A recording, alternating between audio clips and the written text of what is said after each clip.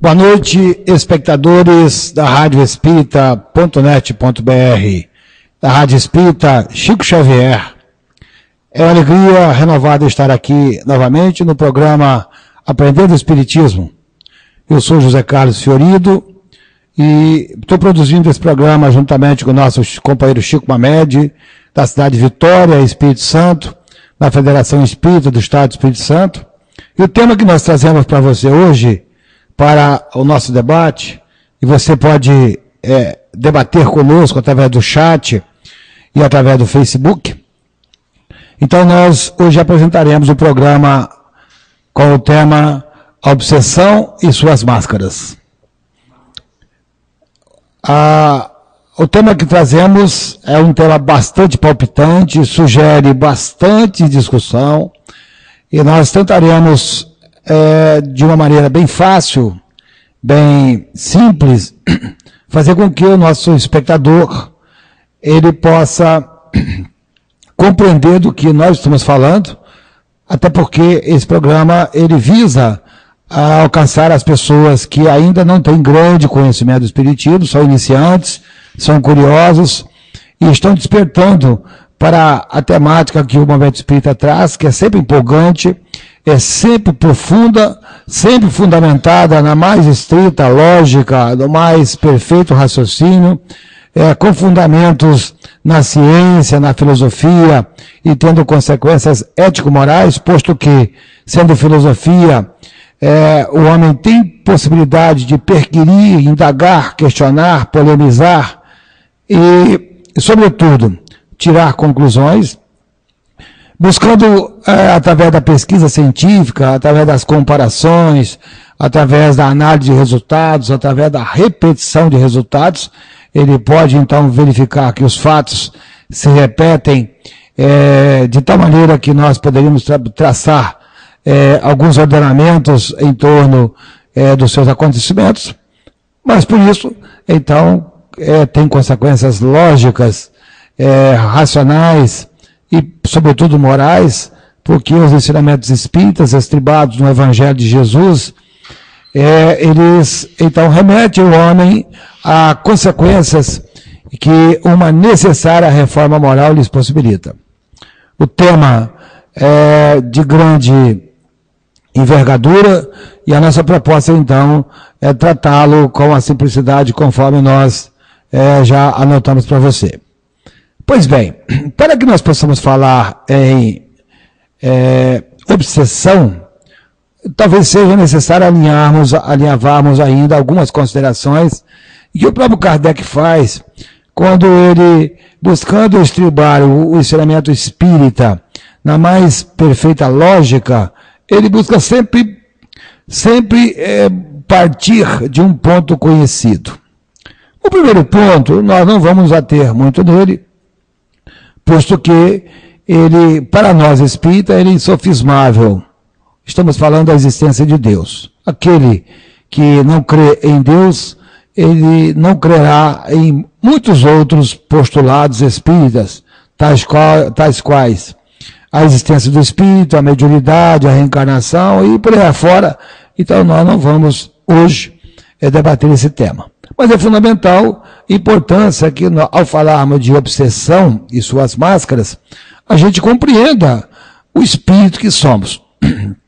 As religiões originárias da Igreja Romana, eles não admitem a existência do espírito e colocam os espíritos no rol de seres criados à parte na criação, e então eles poderiam dizer e afirmam que todos os espíritos são demônios, embora influenciem as nossas vidas, segundo eles, mas não dão o tratamento que a doutrina espírita dá. Então, nossa proposta é tratar da influência espiritual no modelo, na forma de entendimento espírita, e, portanto, não há que se falar, por exemplo, em exorcismo, embora alguns espíritas, não raro, se investem da condição de exorcistas e não dão o tratamento adequado através da terapêutica espírita necessária, que vamos abordar,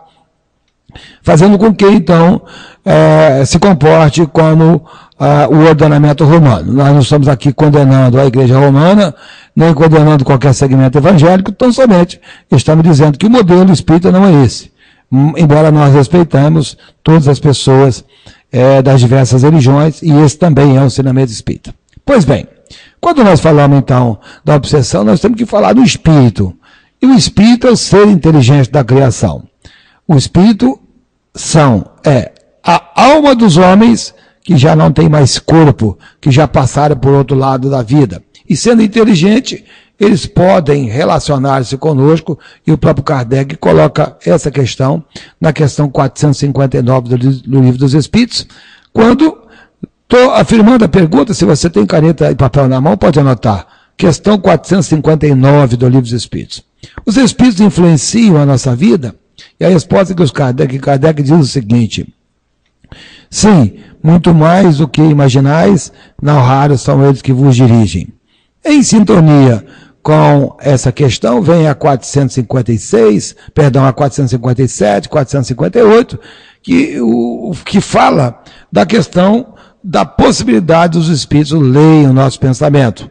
E leem os nossos pensamentos mais secretos, se nós estivermos sintonizados na mesma matéria e na mesma elevação moral e que eles são portadores. Pois bem, quando nós falamos de obsessão, nós precisamos, então, considerar que os espíritos, eles existem como seres incorpóreos, existentes na continuidade da vida, do outro lado da dimensão não percebida pelos nossos sentidos, e somos nós, do outro lado, sem corpos, que continuamos nos relacionando com o mundo material. E de que maneira se dá essa obsessão, ou essa influência, ou essa influenciação, que as religiões aí podem chamar de encosto, pode falar de possessão demoníaca, pode falar de obsessão? Em verdade, se nós colocarmos a questão numa linguagem rasteira, singela, tem o mesmo significado. Mas aprofundando a questão, a doutrina espírita coloca noutra dimensão, noutra proposta, e na verdade vai dissecando o assunto de tal maneira que você possa entender que há um estudo profundo a respeito do assunto, sobretudo no Livro dos Médiuns, que nós vamos tratar agora. Pois bem, o que é então obsessão? Vamos pegar nossa colinha aqui e vamos no dicionário primeiro. É importante buscarmos o significado das palavras, estudando o significado das palavras, para que nós possamos entender daquilo que nós estamos falando.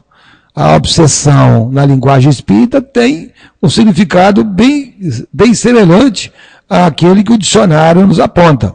Um bom dicionário, digamos.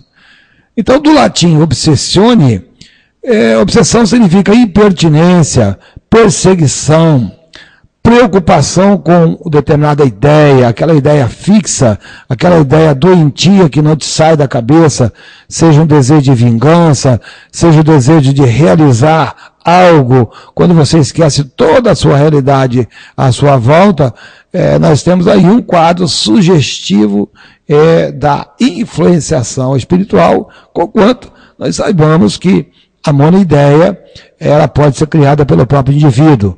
Então nós teremos aí um processo que não é a influenciação de um espírito, mas simplesmente a ação do pensamento dessa pessoa em si mesmo, sobre determinada ideia, que nós podemos chamar de processo anímico.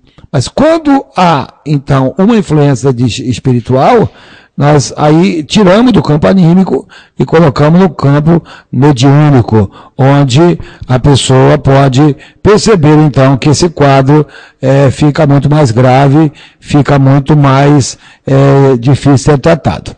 Se você está recebendo o nosso programa na sua tela, transmita para nós através do chat, como é que você está recebendo? Cláudio, você está vendo aí o programa? Fala para nós como é que está aí a imagem, porque ela pode ser ajustada em alguns momentos, e para nós é importante que você dê para nós esse feedback. Pois bem, então nós vemos que obsessão é essa influenciação, essa impertinência, essa ideia fixa em torno de determinado objetivo.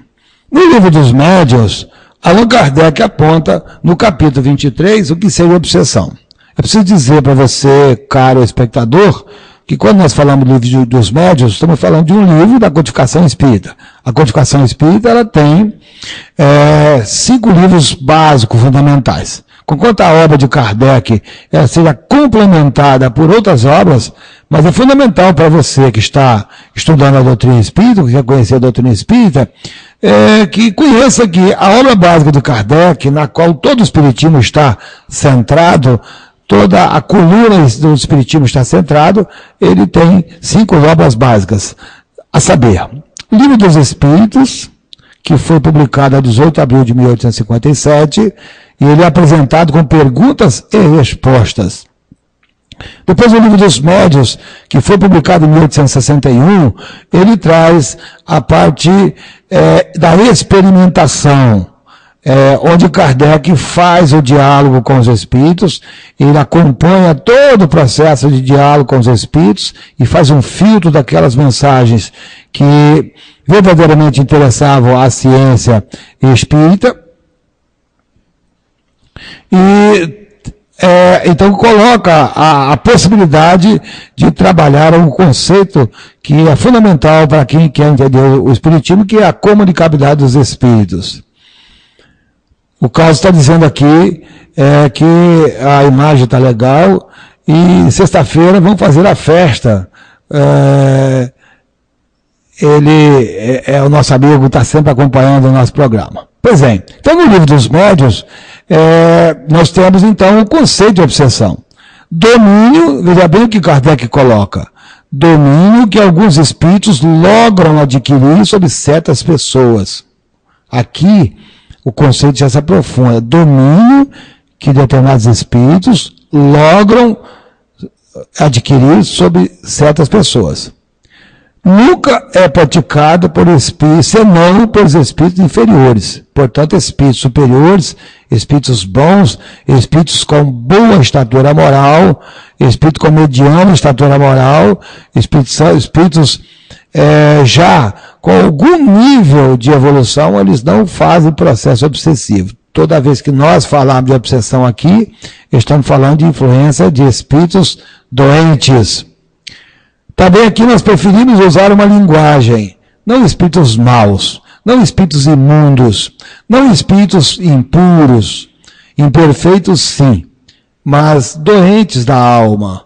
Se nós tratamos a questão do obsediado como um doente do espírito, é fundamental também que nós consideremos que o nosso obsessor, ele também é um doente que precisa ser tratado igualmente. Ao contrário de ser expulso, de ser aleijado, de ser um doente que nós colocamos no vale dos leprosos. Veja que quando nós levamos um doente ao médico, o médico não tem o papel de expulsar o doente ou matar o doente, ele quer matar a doença.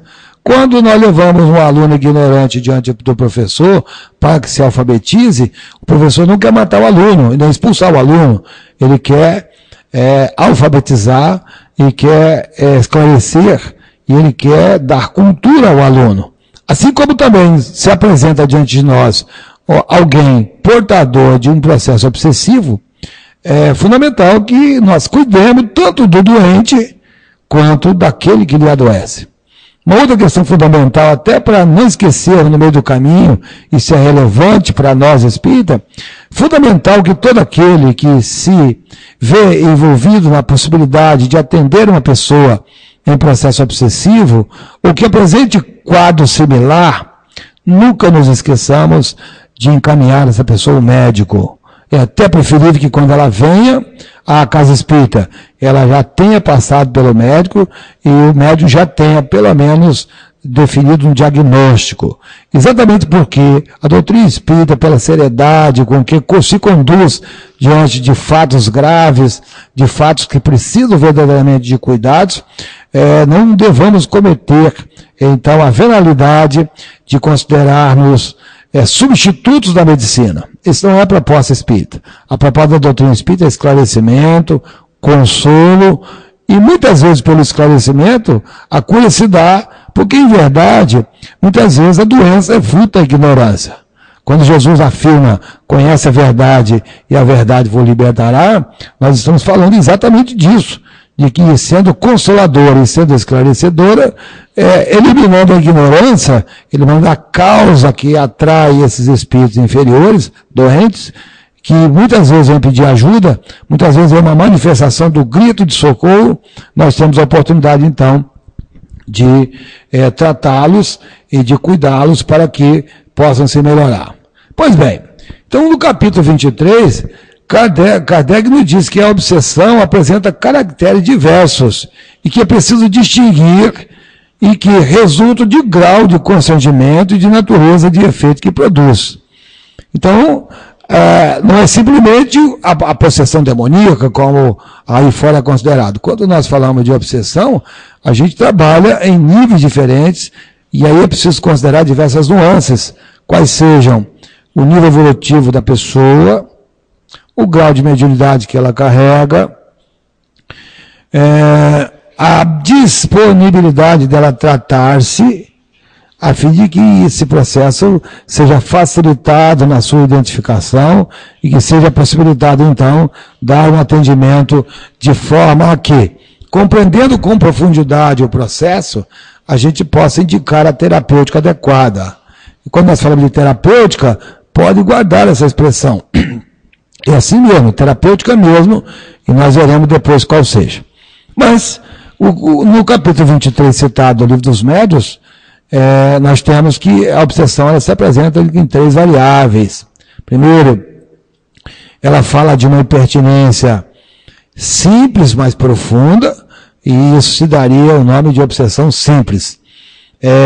Uma ação pertinaz do espírito, mas que ele não tem ainda todo o domínio em cima daquele que é chamado obsediado, daquele que é perturbado. Mas ele é tendente a agravar. Então nós temos uma fase inicial que nós podemos chamar de obsessão simples. Depois nós temos um processo chamado subjugação. Na medida que esse processo vai agravando, esse processo vai tornando o indivíduo cada vez mais enlaçado, cada vez mais dependente, cada vez mais subjugado, cada vez mais dominado, chegando ao ponto de levar o indivíduo à doença, sendo necessário interná-lo, muitas vezes em manicômios judiciários, em hospícios, casa de repouso, e submetido a tratamento psiquiátrico com medicamentos fortes, que nós nem usamos aqui a declinar o nome, até porque não é essa a proposta e nem somos médicos. E uma outra modalidade, que é a fascinação, quase sempre aproveitando a inteligência, a habilidade de um espírito, a facilidade com que ele tem de dominar pessoas, de conduzir pessoas, de orientar pessoas, ou estimular a conduta das pessoas. Então esse indivíduo acaba sendo de tal ordem, dominado, que as suas ideias acabam-se por ser todas do espírito que se manifesta, e a característica particular de uma pessoa que se apresenta nesse quadro é que ela não dá ouvido a quem quer que seja. Quando alguém lhe diz, cuidado com seus pensamentos, ela está sempre fugindo dessas pessoas, ela não aceita qualquer orientação, não aceita qualquer indicação de tratamento, e é um caso bem complicado para nós tratarmos dessa questão. Pois é.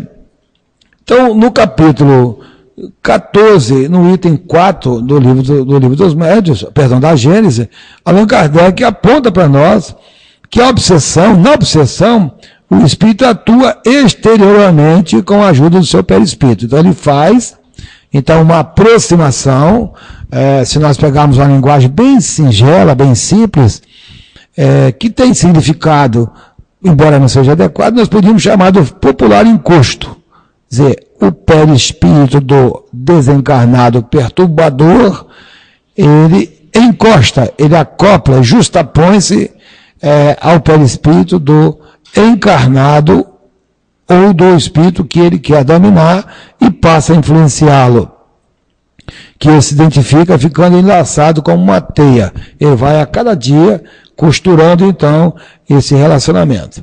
Na possessão, em vez de agir exteriormente, o espírito atuante, ele se substitui, assim por dizer, ao espírito encarnado ou desencarnado, toma-lhe o corpo para domicílio, sem que este, no entanto, seja abandonado pelo seu dono.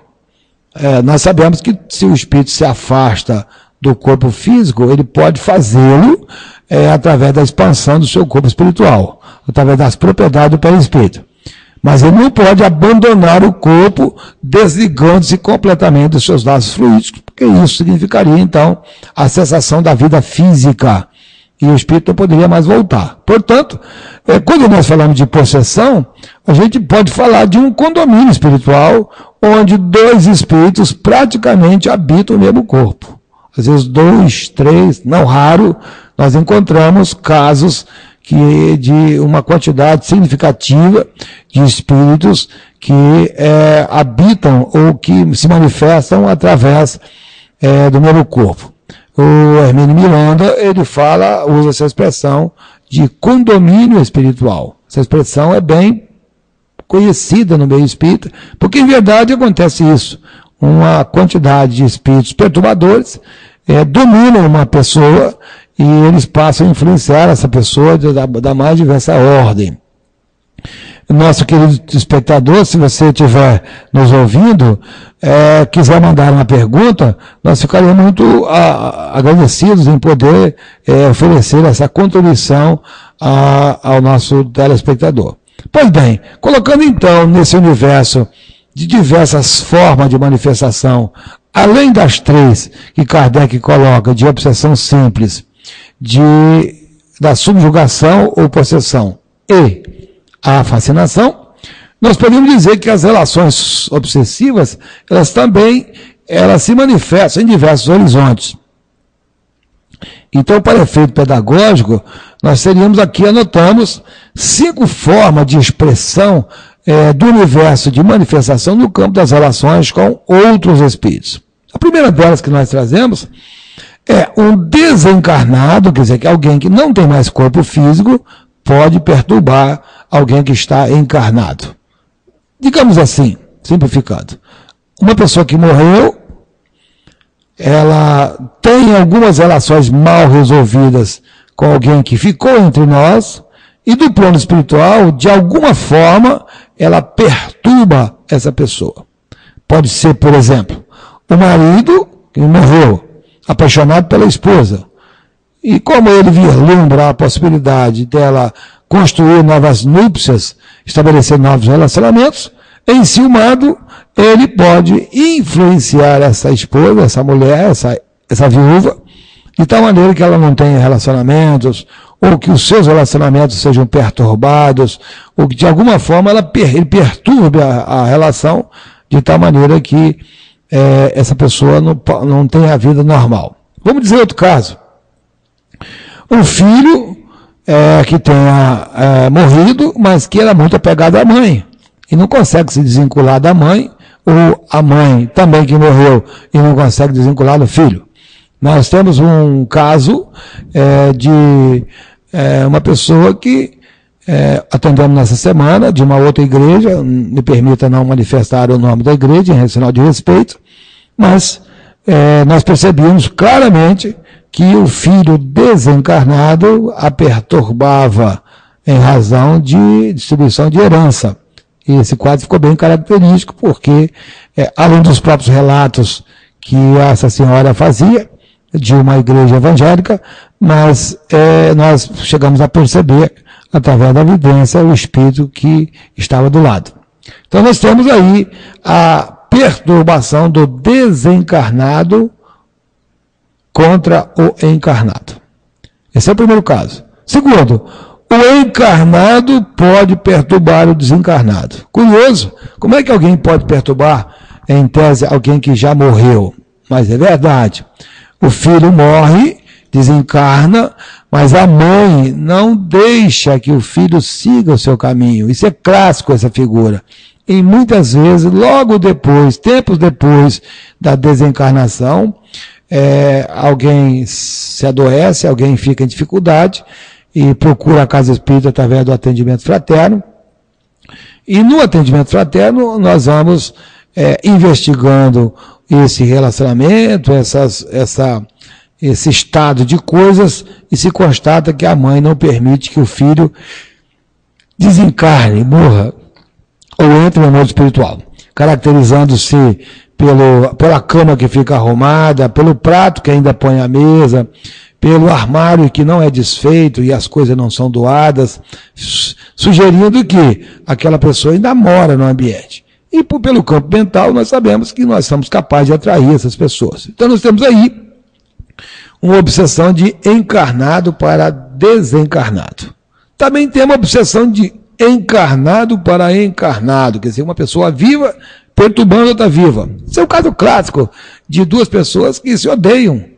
Uma vive fazendo mal para a outra, pegando peça para a outra, fazendo cilada para a outra, tentando matar a outra, até que consegue. Então, é o clássico. As pessoas, conquanto encarnadas no estado corporal, mas elas têm ideia fixa de produzir um mal ao outro. Então, nós temos aí o encarnado perturbando o encarnado. Outra questão, a quarta, o desencarnado perturbando outro desencarnado. Então, tomamos como exemplo o mesmo caso.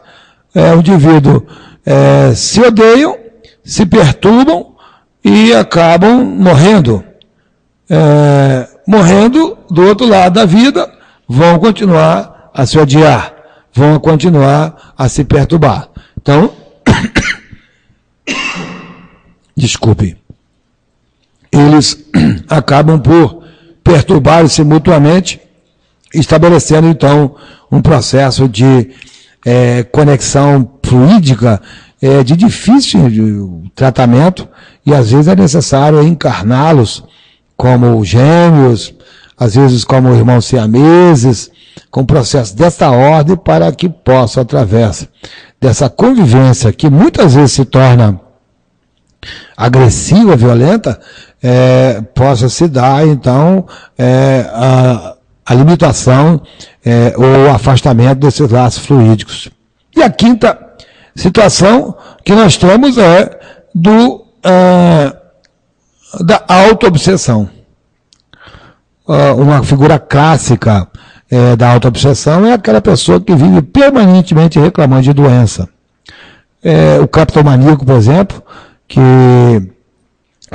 o hipocondríaco, por exemplo, que vive permanentemente tomando remédio, reclamando de doença, ele acaba, por sua autoobsessão, ele acaba por atrair para perto de si outros espíritos em igual situação.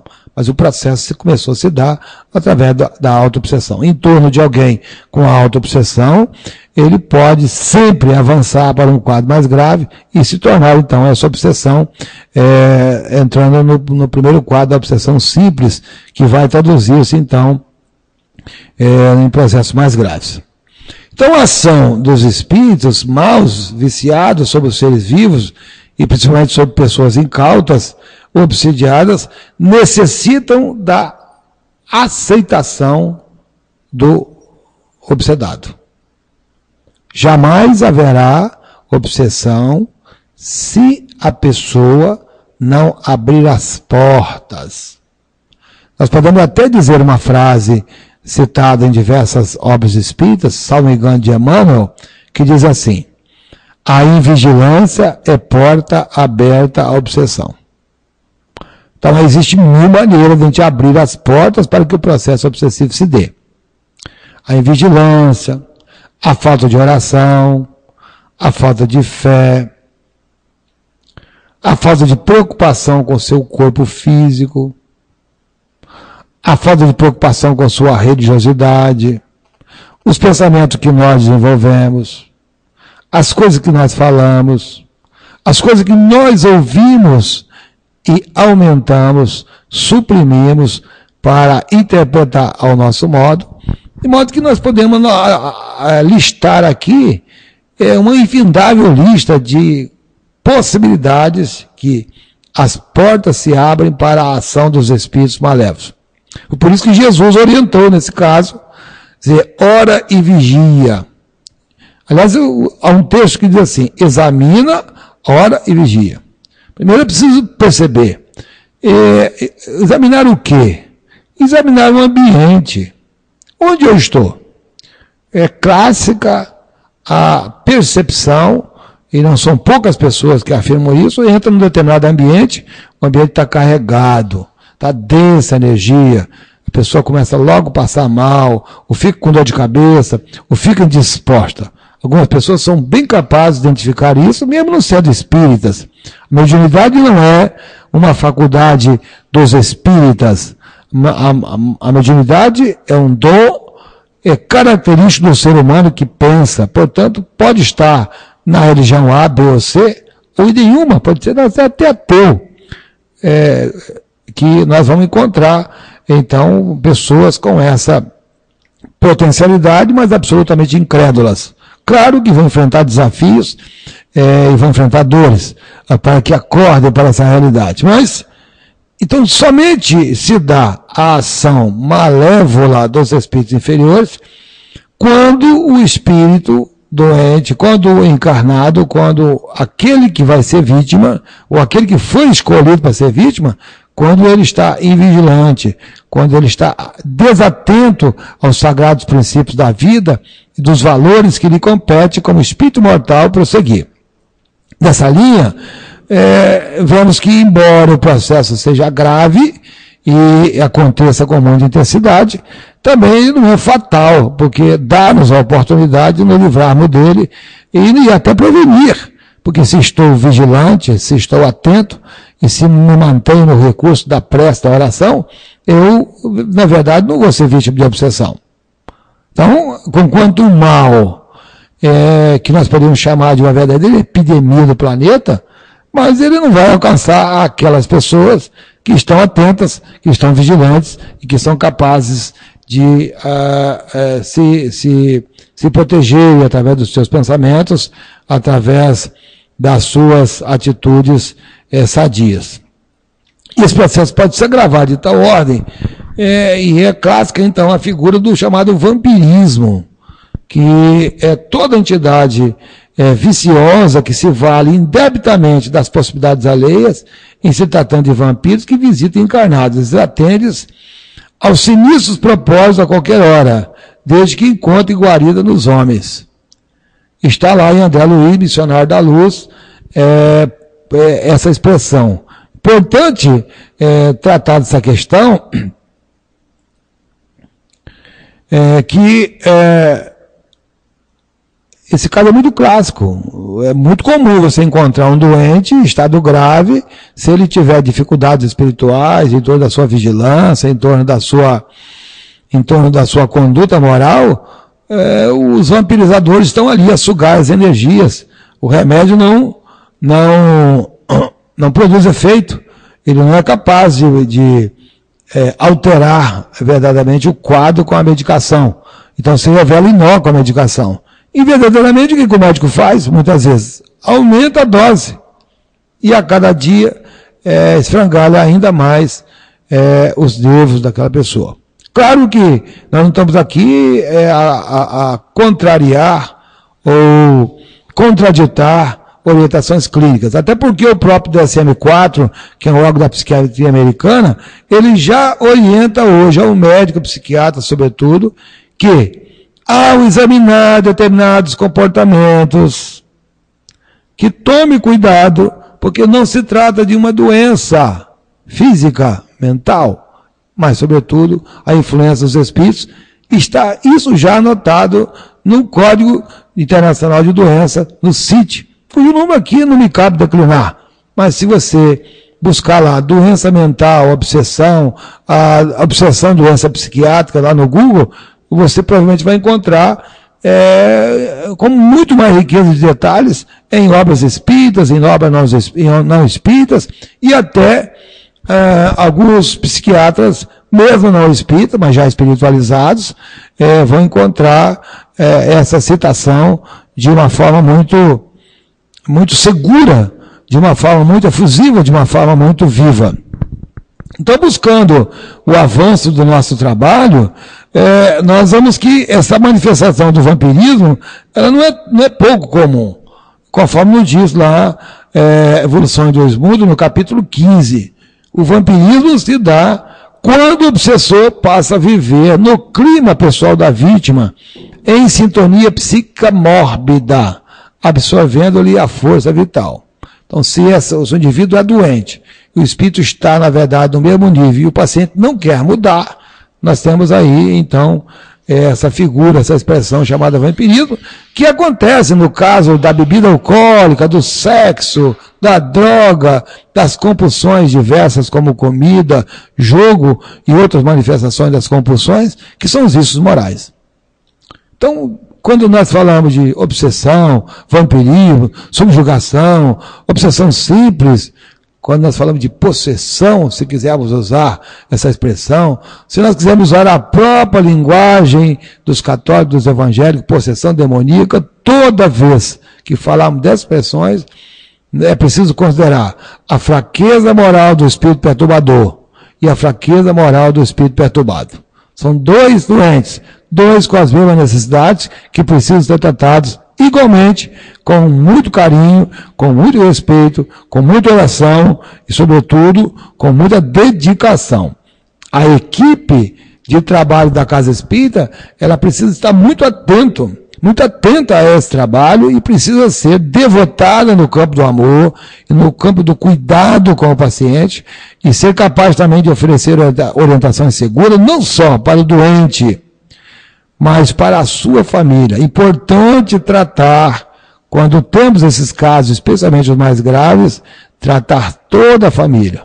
Costumo dizer, embora eu não possa me dizer um trabalhador experiente nessa área, mas dentro das minhas limitações eu posso afirmar que cravar uma estaca firme no lar, através de um familiar que seja o nosso, digamos, o nosso suporte dentro do lar, que seja a pessoa com quem nós nos dirigimos e que se comprometa a cuidar dessa pessoa, é um passo marcante na cura, no afastamento dos maus espíritos, mas que só vai se dar se o obsidiado, se o doente, ele estiver interessado na cura. Então, os motivos da obsessão, eles variam segundo o caráter dos espíritos. E a imperfeição moral é que dão ensejo à presença desses espíritos. Então, se nós perguntar por que a obsessão, é porque nós somos espíritos imperfeitos ainda. Em estudos espíritas, a Joana de Ângeles diz assim: amores exacerbados, ódios incoercíveis, dominação absolutista, fanatismo injustificável, avareza incontrolável, morbidez ciumenta, abusos do direito como da força, má distribuição de valores, recursos financeiros, aquisição indigna de posse transitória, paixões políticas, religiosas, guerreiras, ganância em relação aos bens perecíveis, orgulho e presunção, egoísmo nas suas múltiplas facetas, são fontes giratrizes desse funesto condutor de homens, que é o processo obsessivo, que são os espíritos perturbadores de tambor perto. Então vejamos, é uma gama de ações, uma gama de fatos que geram o processo obsessivo, com o qual nós temos que estar atentos a eles. E a Joana de Ângeles, sempre com a sua linguagem cirúrgica, ela está, então, a nos orientar a respeito disso. Em Bastidor da Obsessão, Manuel Filomeno de Miranda nos afiança. O problema da obsessão, sob qualquer aspecto considerado, é também problema do próprio obsediado.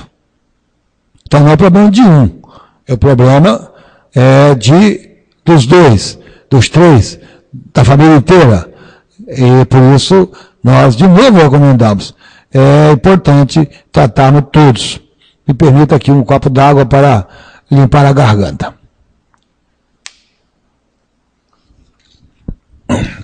Obrigado, me perdoe. Vamos prosseguir. Em Trilhos da Libertação, nós temos do Manuel Filomeno de Miranda, do mesmo Manuel Filomeno de Miranda, ele fala das trilhas, da trilha provocada ou elaborada pelos gênios das trevas. São quatro verdades apontadas nessa proposta que o Manuel de Filomena Miranda aponta para nós. Então, a primeira delas é a questão sexual. O homem é um animal sexual que se compraz no prazer. Deve ser estimulado até a exaustão. Quer dizer, acha que o sexo é preciso produzir no indivíduo o prazer até esgotar suas forças. Atraído como animal, existe na criatura, em pouco tempo se dará o processo obsessivo, porque as forças sexuais da alma, que são forças criadoras, também são forças, quando mal exploradas, elas geram, na verdade, desequilíbrio de toda a ordem. Desequilíbrios físicos, neurológicos, psiquiátricos, porque essas ações desses perturbadores se dão quase que imediatamente. Abrimos aqui uma questão polêmica, mas é uma praxis que a gente precisa, questiona e coloca. Um casal, por exemplo, que vai, casado, bem casado, estruturado na vida psíquica, sexual, resolve ir ao motel. Só pensando um pouco. Seria um motel um ambiente infestado de miasmas e de espíritos conectados com esse prazer exagerado? Então estaria o casal exposto a esse conjunto de parceiros na relação que o casal se produz com amor? Eu não vou dar a resposta para você e nem quero estimular a polêmica. Mas me responda só, quantos espectadores o casal terá? Vou deixar para que você responda. Eu não vou aqui prosseguir nessa questão, porque eu sei que ela pode polemizar. Mas eu estou só pedindo. Quantos espectadores o casal que tem bom relacionamento, que tem respeito pelo outro, que tem o direito ao encontro, mas escolhe um local dessa ordem. Por isso que o Evangelho fala lá, examina onde você vai, pensa sobre que lugar você deve frequentar. Então o sexo é um dos caminhos. O segundo é a vaidade. Aqui na nossa tela, nós temos a figura de Narciso, olhando então o espelho d'água e se achando o rei da cocada preta. Na linguagem aí fora é o taxiacha, né? É a vaidade, é a presunção de ser o melhor de todos. Porta aberta para a obsessão. Esse é fácil de ser enganado. Por quê? Porque ele está cego a qualquer coisa.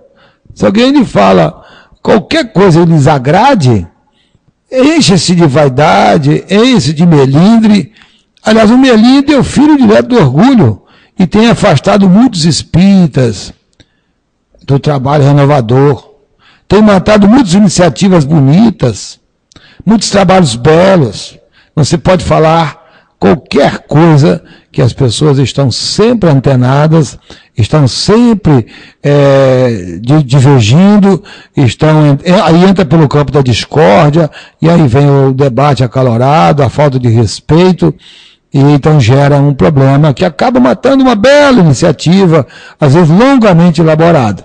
Então, a vaidade é uma outra vertente interessante. A terceira, que nós anotamos aqui, é o poder. Diz até que quem quer conhecer alguém, dê-lhe poder. Quando se dá o poder, não raro, as pessoas acabam atropelando a todos. Então ele sobe a cabeça e a partir daí ele começa a escravizar as pessoas, ele se torna um autocrata, ele se torna alguém que se acha superior a todos, e então não tem capacidade de aprender. A inteligência de que é dotado não é humilde. É uma inteligência cheia de vanglória, porque ela não quer aprender mais, acha que sabe tudo. E essa expressão inteligência humilde, que eu gosto muito, é do Torre Pastorino, no livro Sabedoria do Evangelho, ele usa essa expressão, mas é verdadeiramente o antídoto do poder. O poder, ele é permitido, todo poder emana de Deus, é verdade. Mas é preciso que nós saibamos que o poder ele não pode atropelar as pessoas, ele não pode se viciar as pessoas, ele não pode constranger as pessoas, e ele precisa ser mecanismo de crescimento, de encaminhamento, de orientação e, sobretudo, de gerar alternativas para que o outro caminhe e cresça. E como quarto ponto, nós temos o dinheiro. Muito bom ter dinheiro. Mas muitas pessoas estão se perdendo por causa do dinheiro. Nós até brincamos dizendo que o sítio e a casa de praia, a lancha, vai levar muito espírita em situação difícil. Porque, em verdade, as pessoas elegem esses ambientes, conquanto não seja proibido ter casa de praia, nem lancha, nem carro importado. Mas é preciso que nós não façamos da casa de praia um Deus. Assim como não façamos do shopping, assim como não façamos da roupa, assim como não façamos da moto, do jet ski, assim como não façamos da nossa TV, do nosso computador, que nós saibamos utilizar esses bens. Eles são permitidos, desde que havidos honestamente, são permitidos e fazem parte do progresso humano. Uma casa de praia gera emprego para pessoas, que nós tenhamos. Mas não nos esqueçamos, por exemplo, nós temos aqui em Vitória alguns casos em que alguém fecha a casa espírita porque as pessoas estão todo mundo para a praia. Isso é uma discussão boa no processo de gestão do movimento espírita, das casas espíritas, e isso serve para outras instituições, para outras pessoas. Então, o dinheiro também pode ser um instrumento de aproximação dos espíritos, dos maus espíritos, quando ele é utilizado com avidez, com sovinice, com pondurismo, se nós quisermos usar a expressão. Então, como neutralizar a influência dos maus espíritos? Como nós estamos perto do nosso término, do nosso trabalho, nós vamos aqui apontar alguns mecanismos para que nós possamos afastar ou neutralizar a influência dos maus espíritos. A primeira e a mais significativa dessas medidas é a mudança do padrão moral do doente. Se o doente afasta os motivos que fizeram aproximar o obsessor de si, o obsessor vai embora. Digamos, se você bebe e o obsessor veio por causa da bebida, se você para de beber, ele vai embora e vai beber com o outro. Se você se droga, suspendido o uso da droga, tempo depois o obsessor, que não se curou, vai buscar droga com o outro. A questão do sexo, se você passa a ter uma vida sexual regrada, pautada dentro dos valores da lei e da natureza, nenhum obsessor vai querer ficar nessa situação. Então, primeiro passo, mudar o padrão moral de comportamento. E como é que se faz isso? Bom, ninguém muda verdadeiramente de uma hora para outra. Achar que alguém era drogado ontem e hoje já é santo, isso, me perdoe, é uma impossibilidade. Ninguém consegue mudar. Todo o processo de mudança é demorado. Então, como é que se faz? Primeiro, ajusta-te com a sua família. Família é uma boa base. Se tem briga no lar, é preciso administrar o ambiente do lar para que o lar seja um ambiente de paz. Segundo, substituir algumas práticas que não te fazem crescer por outras que fazem. Por exemplo, a terapia do trabalho, a terapia do estudo. Quando nós conhecemos a verdade, nós nos libertamos da ignorância e libertamos os outros. Portanto, estudar é fundamental. E trabalhar também, porque o homem, na medida que trabalha, ele ocupa-se de coisas, o seu campo mental, então ele pode exercer a vigilância. Depois a oração. O culto no lar é uma prática entre nós espíritas extremamente saudável na terapêutica da obsessão, da desobsessão. Então, se nós queremos trabalhar alguém adoentado, é muito bom indicar com prática o culto do lar uma vez por semana. Assim como a água frutificada, qual seja para o banho, qual seja para o uso. Uma certa feita, eu fui questionado quando eu disse que a gente podia tomar banho de água frutificada, e alguém falou assim, mas onde está escrito isso? Bom, eu quero dizer para você que se a água frutificada limpa por dentro, e as doenças estão interna e externamente, é uma boa prática também utilizá-la, porque ela tem as suas moléculas ionizadas, alteradas nas suas propriedades físico-químicas, e ela pode servir sim para curar feridas, não substituindo o medicamento, repetimos novamente, mas como complemento para que você cure suas feridas, alterações de pele e outras questões. E sobretudo para dores, bolsa d'água com água frutificada, pode usar, usa. Eu te garanto que não faz mal, e temos experiência de que muitas pessoas se influenciam bem por isso. Cultivar bons pensamentos. Se os espíritos se aproximam de nós em razão da nossa baixa vibração moral, de nossa baixa sintonia, seria muito bom que nós, então, mudássemos os pensamentos, então passássemos a ter pensamentos mais elevados, mais nobres, no direcionamento de uma conduta que nos faz tornar também igualmente nobres. Se nós queremos verdadeiramente evoluir. A doutrina espírita é a doutrina que prega o conceito da evolução. Evolução de quê? Do princípio material e do princípio espiritual. Enquanto espírito que somos, nós estamos aqui encarnados para paulatinamente nos afastarmos dos nossos erros, afastarmos dos nossos vícios.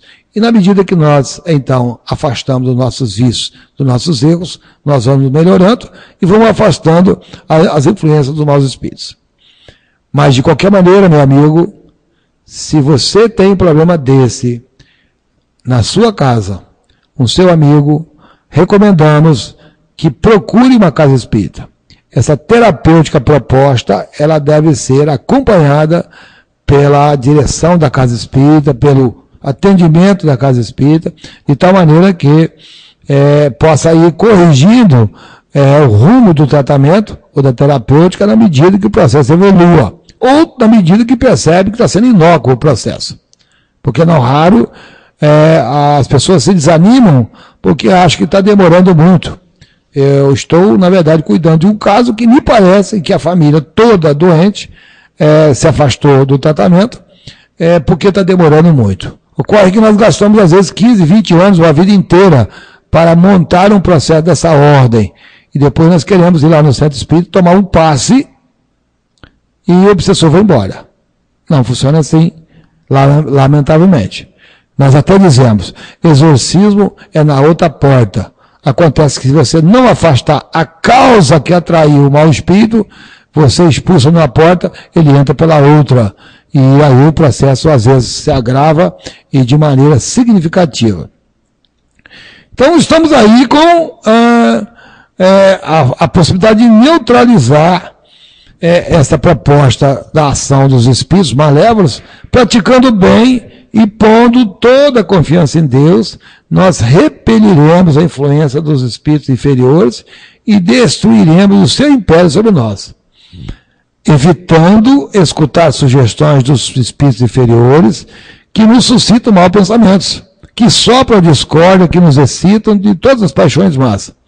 Desconfiemos, sobretudo, dos que exaltam o nosso orgulho, daqueles que estão sempre estimulando a nossa vaidade, nosso orgulho, porque eles nos atacam a vossa fraqueza. Essa é a razão porque Jesus, que em verdade, o grande médium, nos aponta, conforme nos fala Manuel Filomeno de Miranda, não há força operante no mal que consiga penetrar uma mente asepsiada. Os puros de coração, Jesus fala isso. Uma mente asepsiada pelas energias vitalizadoras do otimismo que adquire pela irrestrita confiança em Deus e nas ações da fraternidade e da solidariedade. aquela pessoa que pratica a fraternidade, a solidariedade, a caridade, o altruísmo, o exercício da oração, muito raras vezes estará deprimido, estará obsediado ou estará estará submetido à força dos espíritos inferiores, porque o seu anjo da guarda está do lado protegendo, e a própria força moral que essa pessoa tem afasta qualquer influência obsessiva. Então está na nossa mão. O recurso do Evangelho é claro, e que nós saibamos fazer dessa lição de hoje, me permita chamar de lição, um instrumento válido para que a gente possa viver em paz e melhor. Quero agradecer a sua presença, quero agradecer a sua participação e dizer para você que esse estudo daqui a pouco estará no YouTube, onde você poderá visualizá-lo. Muita paz a todos, que Jesus abençoe a sua família, seus familiares, seus amigos, o seu lar, e que você possa dormir em paz. Muito obrigado, Mamed, obrigado a todos. Que Jesus nos abençoe.